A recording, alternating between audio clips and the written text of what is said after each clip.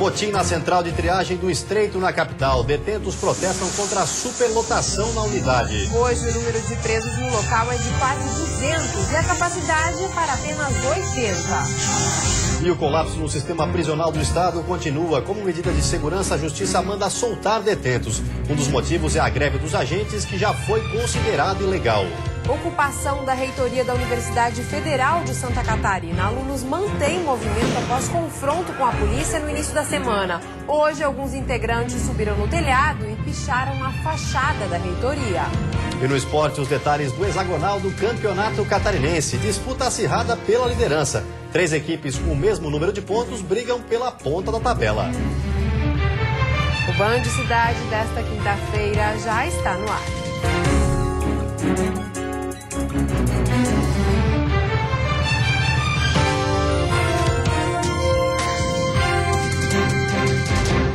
Olá, boa noite.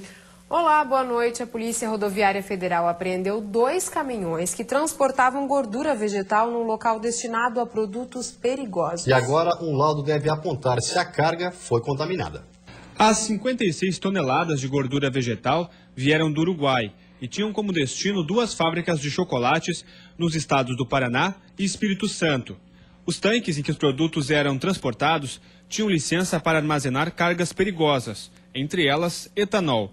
Um dos motoristas confessou aos agentes da Vigilância Sanitária que já havia levado produtos químicos no mesmo tanque. Os 2 motoristas foram apreendidos aqui em Itapema, onde aguardam a liberação da Vigilância Sanitária. Um laudo deve apontar se a carga está contaminada e, se estiver, deverá ser descartada.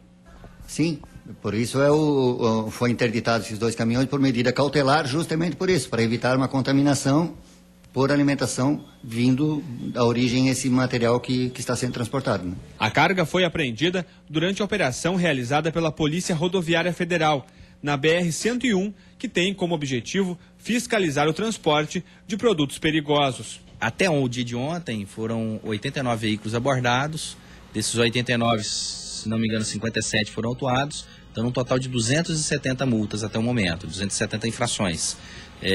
Ainda temos a operação hoje e amanhã, então esse número tende a crescer. E a Polícia Federal deflagrou uma operação hoje pela manhã no Vale do Itajaí. O objetivo foi desmantelar uma quadrilha que aplicava golpes na Caixa Econômica Federal. A Polícia Federal prendeu 4 pessoas e cumpriu 5 mandados de busca e apreensão nas cidades de Rio dos Cedros e Timbó. O grupo, que era investigado há 1 ano e meio, realizava de forma fraudulenta saques de precatórios em agências bancárias da Caixa. A estimativa é que o grupo tenha movimentado mais de R$1 milhão.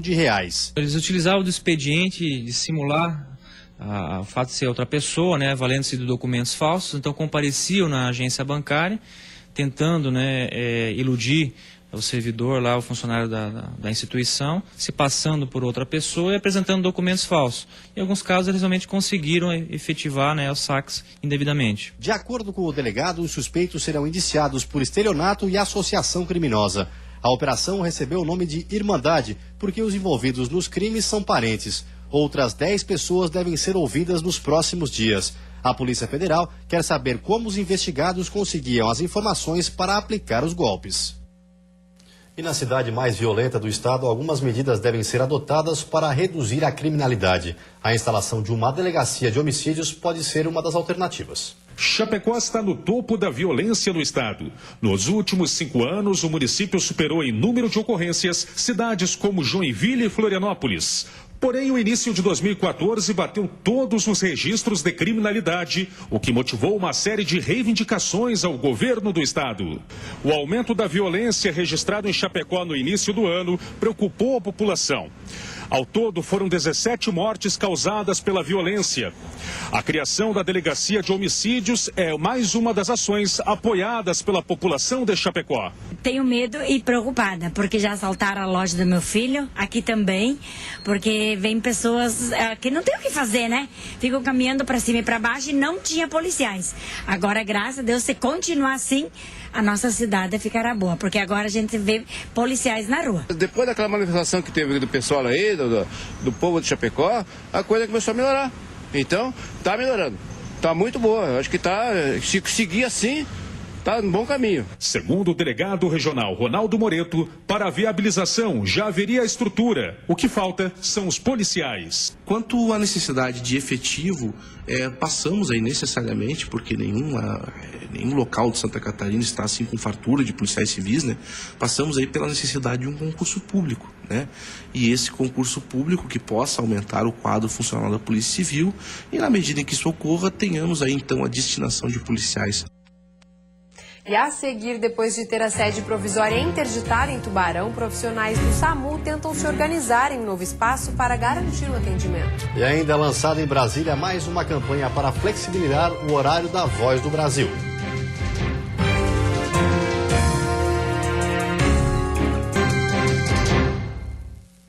A ABERT, Associação Brasileira das Emissoras de Rádio e TV, e a ACAERT, Associação Catarinense de Emissoras de Rádio e TV, participaram hoje em Brasília do lançamento de uma nova campanha para flexibilização do horário da Voz do Brasil.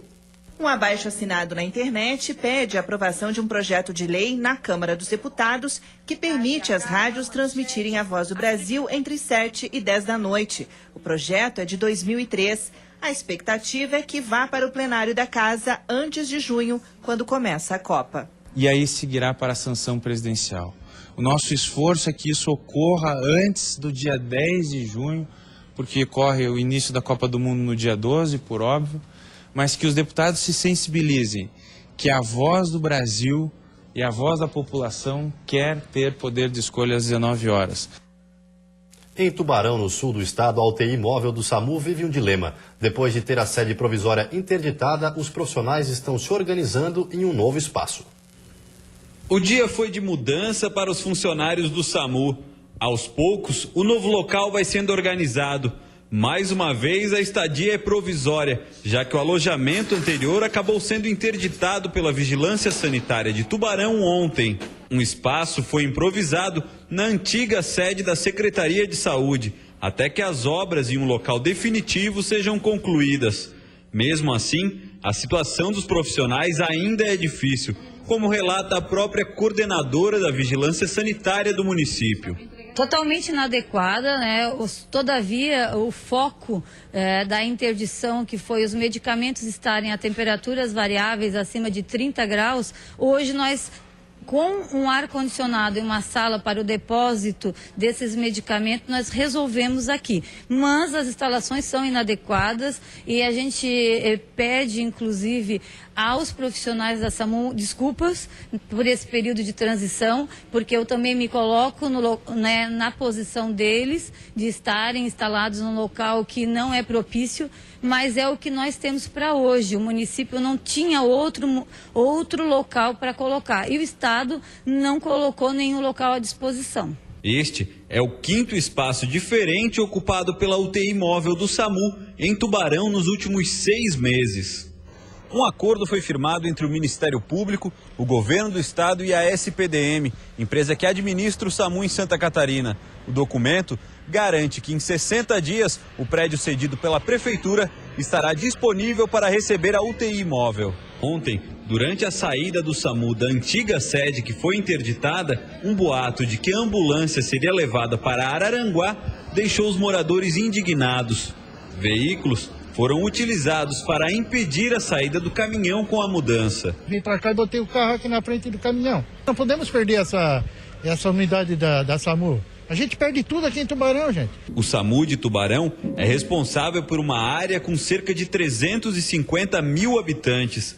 Já com o projeto de reforma do novo espaço em mãos, o gerente regional da saúde garantiu que o SAMU não sairá do município. A população precisa saber que realmente esse carro vai ficar aqui e não vai sair à base da nossa região. Uma liminar na Justiça suspendeu o aumento do IPTU em Erval do Oeste. A Prefeitura, que ainda não foi notificada oficialmente, disse que vai recorrer da decisão.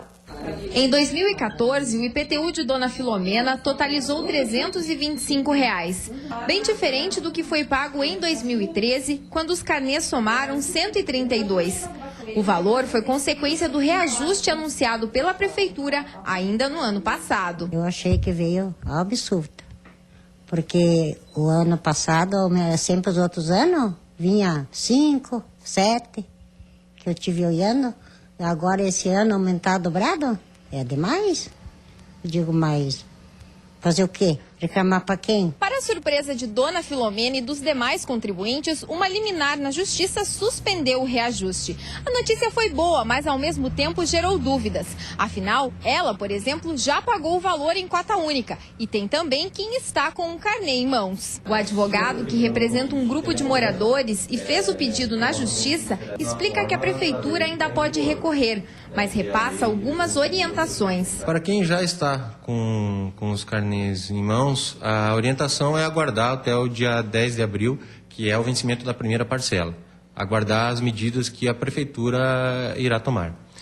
Para quem já pagou, também, nesse sentido, tem que aguardar para ver se ao final a Prefeitura terá que devolver os valores pagos a maior. A Prefeitura se manifestou dizendo que ainda não foi comunicada oficialmente da decisão, mas que vai recorrer e acredita na revogação da liminar. O município ele não vai orientar o contribuinte a não recolher o tributo, porque essa liminar ela pode ser revogada a qualquer tempo e quando ela for revogada, se for posterior à data do recolhimento em cota única, o contribuinte vai estar sujeito ao recolhimento com multa e juros e ainda terá perdido o prazo de desconto.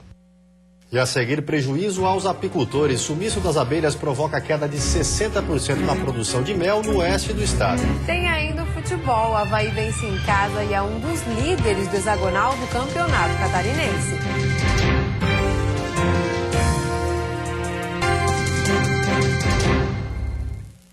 O preço dos pescados está bem salgado nessa quaresma. Uma pesquisa feita pelo Procon de Joinville revelou que a diferença do preço de um estabelecimento para o outro pode ultrapassar 100%. Manter a tradição católica e evitar o consumo de carne vermelha pode pesar mais no bolso nessa quaresma. O preço do pescado tem deixado as refeições mais salgadas. Existe um aumento, principalmente agora nessa época do ano. Tá mais salgado? Tá mais salgado. Alguns consumidores na correria quase nem percebem. Ou melhor, não tem tempo para pesquisar. No dia a dia é muito difícil, então a gente acaba, como aqui é um peixe fresco, né? Então vem aqui, já pego e já vai direto para casa, para o consumo, né? Por isso, o Procon de Joinville bateu perna em peixarias e supermercados para averiguar os preços dos peixes. A pesquisa foi feita em 6 estabelecimentos. Os preços de 16 tipos de pescado foram consultados. Em alguns casos, a diferença no valor do mesmo produto ultrapassou os 100%. No caso do bacalhau lombo in natura, essa variação pode chegar até em 140%. Por isso é tão importante que o consumidor pesquise e consulte os meios para que possa ficar mais barato para ele, porque é comprovadamente fácil de economizar. Mas não são só os pescados in natura. O bacalhau lombo congelado teve variação de 123% e o camarão médio sem casca, 118%. Assusta bastante e acho que é isso que a gente tem observado, que o peixe subiu um pouco, nessa época agora, perto da Páscoa. Os outros produtos que você consome tá sempre subindo, né? Imagina 100%, 150%, né? É demais, né? A relação com os preços está disponível na sede do Procon. Preocupa o setor apícola do Oeste. A Associação de Produtores acredita que pode faltar o produto na entre-safra. Dona Marinês Boscoli descobriu os benefícios do mel para o intestino. Por isso, passou a consumi-lo com maior frequência. Consumo mel pelas várias propriedades que ele tem. Enfim, ele é um medicamento natural. As propriedades dele são ótimas para tudo. Porém, com a queda no número de abelhas na região, consumidores como Dona Marinês podem encontrar dificuldades para comprar o mel. Dona Marinês poderá ficar sem o mel. De acordo com o vice-presidente da Associação Apícola de Chapecó, Valdir Casagranda, o sumiço das abelhas poderá provocar a falta do produto. Há alguns anos já vem acontecendo sistematicamente a perda de enxames. A gente atribui isso ao uso excessivo de agrotóxicos. Agora, um percentual, como aconteceu no decorrer desse ano que passou e início desse ano, a gente jamais tinha visto. E o problema atual não é o uso excessivo de agrotóxico. Ele também é um contributivo para o desaparecimento das abelhas. Mas o que ocorreu agora foi a presença de um ácaro chamado varroa, que ele se alimenta das larvas das abelhas. A perda da colheita foi acima dos 50%. O apicultor que esperava colher 1.000 quilos de mel, ele não chegou a colher 500 quilos. Acho que nós não vamos ter mel para virar a safra. O apicultor Idair dos Santos trabalha há alguns anos com a produção de mel. Ele teme os prejuízos à atividade devido à queda no número de abelhas. Eu já tive produzindo até 4 toneladas. Hoje estamos em torno de 1 tonelada por ano, né? Nessa sexta-feira, a massa de ar polar que atua sobre o estado perde a força e as temperaturas voltam a ficar elevadas em todas as regiões. O dia deve ser ensolarado, mas por causa da circulação marítima pode chover no litoral catarinense. A mínima deve ser de 13 graus na Serra e a máxima de 28 na Grande Florianópolis. No Planalto Norte, mínima de 13 e máxima de 26 graus. Na região oeste, Vale do Itajaí. E também no litoral norte, máxima de 27 graus. E no sul, mínima de 17 e máxima de 25 graus. E agora o futebol. O Avaí venceu em casa e é um dos líderes do hexagonal do Campeonato Catarinense. 3 times estão com o mesmo número de pontos. Confira como foi a 7ª rodada. Na ressacada, o Brusque saiu na frente. Rafael Bittencourt cobrou falta, a bola desviou na barreira e entrou. A reação do Leão da Ilha começou com este gol de Marquinhos, também de falta. A virada veio numa cobrança de pênalti, Cléber Santana cobrou e marcou para o time da capital. Depois de uma cobrança de falta, Eduardo Costa deixou dele. Era a noite da Trindade Havaiana. No hexagonal, agora o Avaí é o segundo. Em Itajaí, o Marcílio Dias abriu o placar com Anderson Lopes num chute cruzado. Aos 40 do segundo tempo, Rony se livrou dos zagueiros, chutou e empatou para o Verdão do Oeste. O Marinheiro é o líder do hexagonal. A Chapecoense está na 3ª posição. Em Ibirama, o Atlético, com perdão da duplicidade, fez o que precisava fazer na luta contra o rebaixamento, vencer. E foi por 3-1 em cima do Juventus. Destaque para Adriano, que fez 2. O Capetinha do Vale continua na lanterna, mas agora com 6 pontos. 1 a menos do que a Juve, penúltima colocada. E a seguir a crise no sistema prisional, agentes fizeram greve no estado. Revoltados com a superlotação nas celas, detentos fizeram motim agora à tarde na capital. E ainda estudantes continuam ocupando a reitoria da UFSC. A abordagem da polícia criticada pelos universitários é semelhante à que ocorreu quando foi descoberto um laboratório de êxtase.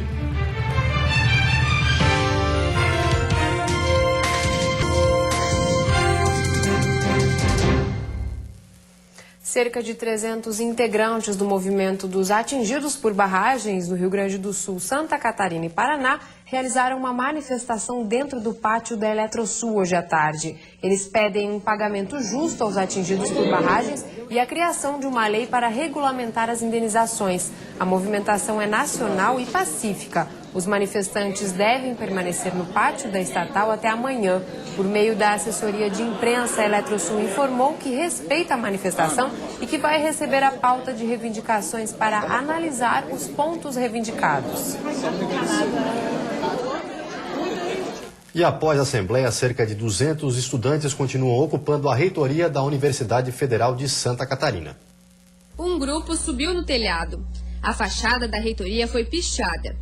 A bandeira do Brasil substituída.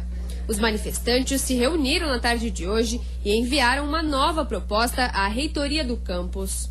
Os manifestantes não querem a polícia no campus. Uma das reivindicações é que seja revogado o termo do Ministério Público de Santa Catarina, que abre precedente para a atuação das polícias civil e militar dentro da universidade quando necessário. Henrique é aluno de engenharia. Ele colocou uma bandeira do Brasil no laboratório de energia solar onde trabalha. A ação foi uma forma encontrada para mostrar que é contra os manifestantes. Queria mostrar o outro lado da história, das pessoas que não estavam compactuando com o que está acontecendo na reitoria. Brenner também é estudante da UFSC. Ele afirma que o grupo que ocupou a reitoria não o representa.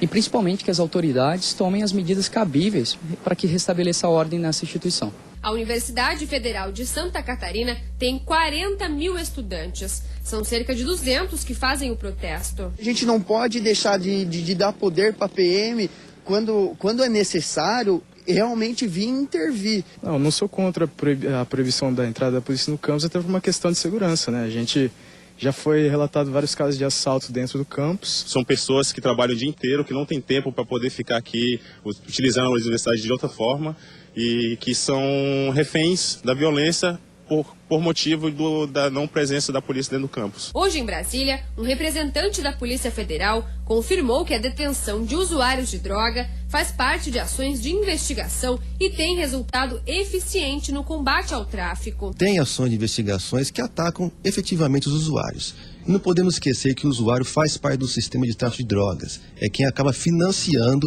a atividade criminosa e muito violência.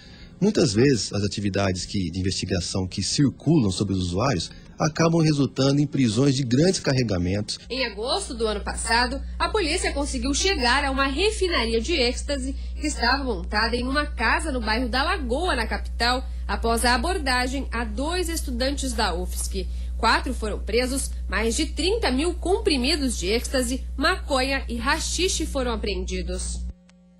A greve dos servidores públicos estaduais completou hoje 17 dias. Os agentes penitenciários são os profissionais que mais preocupam. 18 detentos chegaram a ser liberados porque as atividades estão paradas e na capital houve um princípio de rebelião agora à tarde. Com a paralisação em todo o estado, detentos não podem deixar as delegacias. Nos presídios e penitenciárias, a rotina também foi alterada. O banho de sol e as visitas de familiares e advogados não estariam acontecendo normalmente.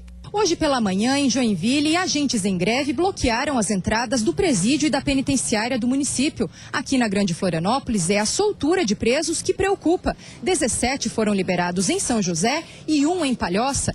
Aqui na central de triagem do Estreito, em Florianópolis, hoje deram entrada cerca de 40 novos internos. Os agentes penitenciários estão sendo obrigados a cumprir um ofício expedido ontem por 6 juízes de varas de execuções penais aqui da capital. Os presos reagiram à superlotação, embora um termo de ajustamento de conduta tenha limitado em 80 a capacidade do local. Hoje, a unidade abriga 194 internos. Batendo nas celas, eles tentaram iniciar um motim. O Sindicato dos Servidores Públicos Estaduais reivindica, dentre outros itens, correção da defasagem salarial. Hoje, o piso da categoria está fixado em R$ 822. Os serviços públicos não prestados pelos trabalhadores do serviço público é culpa do governo. A Procuradoria-Geral do Estado, que obteve liminar na Justiça determinando a volta dos agentes ao trabalho, afirmou que acionou hoje o Tribunal de Justiça para aplicar penalidades pelo descumprimento da decisão judicial. Dentre elas, multa de R$ 100 mil por cada dia de paralisação. O sindicato considera-se intimado, na pior das hipóteses, desde a última terça-feira. Para o juiz corregedor do Tribunal de Justiça, a greve tem efeitos no judiciário. Diversas audiências, por exemplo, foram canceladas por falta de transporte e acompanhamento dos réus. A eventual implicação da permanência em liberdade desse acusado colocaria em risco a questão da segurança. No ofício enviado pelo Tribunal de Justiça de Santa Catarina, citado na reportagem, os juízes que assinam o documento pedem também a responsabilização criminal de quem desobedeceu às ordens judiciais de recebimento de presos e de garantia dos direitos constitucionais dos apenados. Já o Sindicato dos Agentes Penitenciários informa que a greve continua por tempo indeterminado e uma Assembleia Geral da categoria está marcada para a próxima terça-feira, às 14h, na capital. Vamos ver como está o trânsito ao vivo aqui em Florianópolis. Você vê imagens das pontes Pedro Ivo Campos e Colombo Salles. O movimento é bastante intenso em ambos os sentidos, mas principalmente para quem se dirige à Via Expressa, a parte continental da ilha. Na capital faz 24 graus nesse momento. E você fica agora com o Jornal da Band. Uma ótima noite a todos e até amanhã. Boa noite, até amanhã.